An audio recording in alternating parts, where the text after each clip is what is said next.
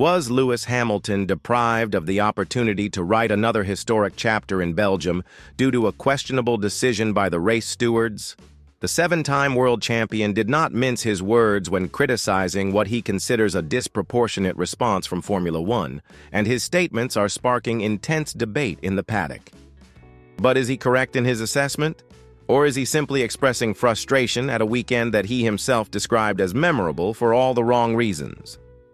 The 2025 Belgian Grand Prix was surrounded by controversy even before the lights went out.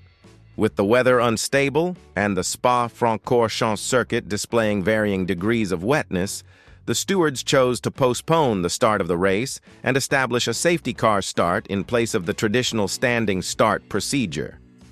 For Lewis Hamilton, who was set to start from 18th place after being eliminated in Q1 in both the sprint qualifying session and the main race, this decision meant a wasted chance to showcase his mastery in challenging circumstances. The Ferrari driver openly showed his irritation immediately after the race, where he made a remarkable climb to 7th place. Hamilton confessed that he was shouting over the radio, arguing that the circumstances allowed for a conventional start. According to the Briton, the stewards made unnecessary laps under the safety car when it was already feasible to start the race in the traditional manner. However, this is where the controversy lies. Hamilton believes that this decision was an excessive response to the events of the British Grand Prix, where several starts in similar circumstances led to numerous retirements and collisions. The situation becomes even more fascinating when we examine Ferrari's current situation. Charles Leclerc finished in 3rd place, beaten only by McLaren's Oscar Piastri and Lando Norris, also from the Woking team. This indicates that while one of the Italian team's drivers achieved an exceptional result, Hamilton had to settle for a heroic recovery that, in his view, could have been even better. And here an essential question emerges. To what extent are the conservative choices of the stewards preventing us from witnessing more exciting races? Hamilton argues that the conditions at the end of the reconnaissance laps already showed a dry track, with little spray and adequate visibility for a standing start.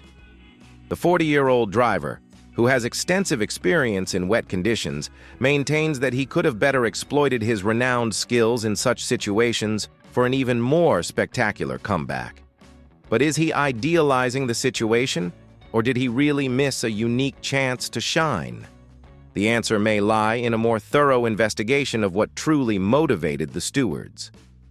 Spa-Francorchamps carries the burden of 2 fatalities in the last 6 years, which naturally makes officials more cautious.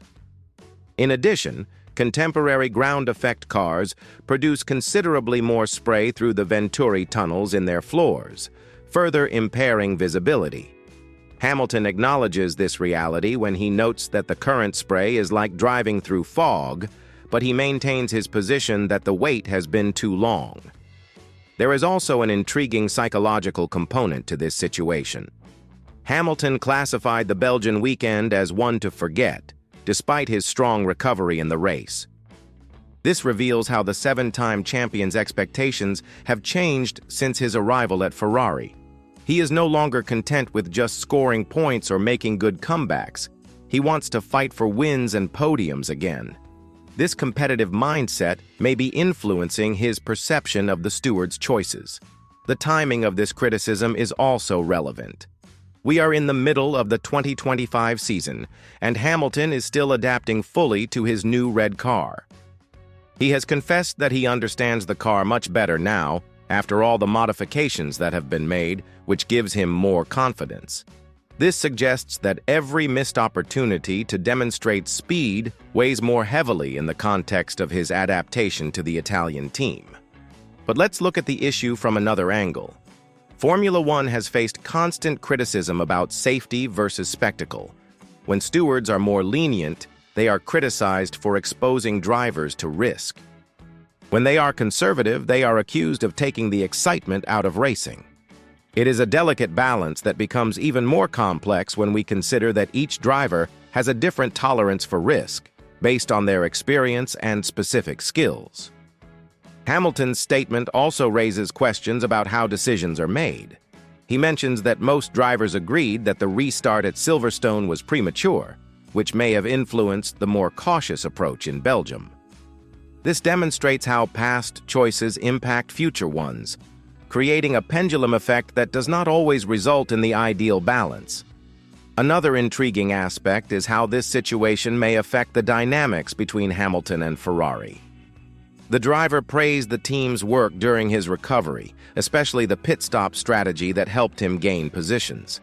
He admitted that this has been an area where he has not always been the strongest, but that this time they got it right at the right moment. This demonstrates an evolution in his partnership with the Italian team, even amid frustrations with external factors. The comparison Hamilton draws with his karting days at Rye House is also enlightening. He associates this type of challenge with his origins, where he always had to overcome equipment disadvantages starting from the back of the grid. This shows that even at 40 years old, and with 7 world titles under his belt, he still finds motivation in this type of adversity. But could this nostalgia be masking a certain impatience with his current situation at Ferrari? The fact that Ferrari managed to beat Mercedes in the overall points at the Belgian weekend also adds an interesting layer to the narrative. Hamilton highlighted this positive aspect, showing that despite individual frustrations, he remains focused on the team's goals. This demonstrates maturity and commitment to his new project, even when things don't go as planned. The issue of visibility raised by Hamilton also deserves special attention.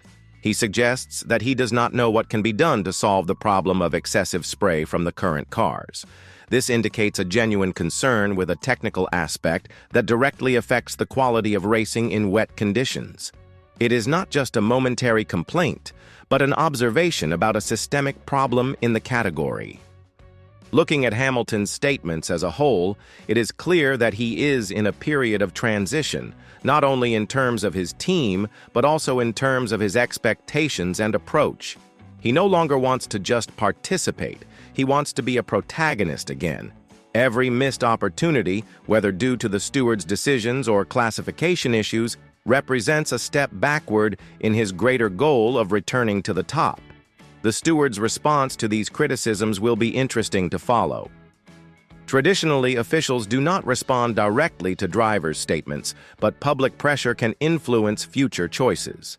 Hamilton has the weight and credibility to initiate important discussions about the balance between safety and spectacle in Formula One. The Hungarian Grand Prix, which Hamilton mentioned as a focus for recovery, will be an important test for his theories. If conditions allow for a direct comparison, we will see if his renewed confidence in the Ferrari car translates into more consistent results from qualifying to the race. Lewis Hamilton may be correct about the overcautious choice in Belgium, or he may be channeling legitimate frustrations about a difficult weekend. What is clear is that the 7-time champion has lost none of his hunger for competition and his willingness to question choices he considers inappropriate. In a season where every point can make a difference in the championship fight, that mindset may be exactly what Ferrari needs to get back on top. The question remains, how many more opportunities like this will we see slip through our fingers before the end of the season? Leave your opinion in the comments, and don't forget to subscribe to the channel so you don't miss any behind-the-scenes analysis of Formula One.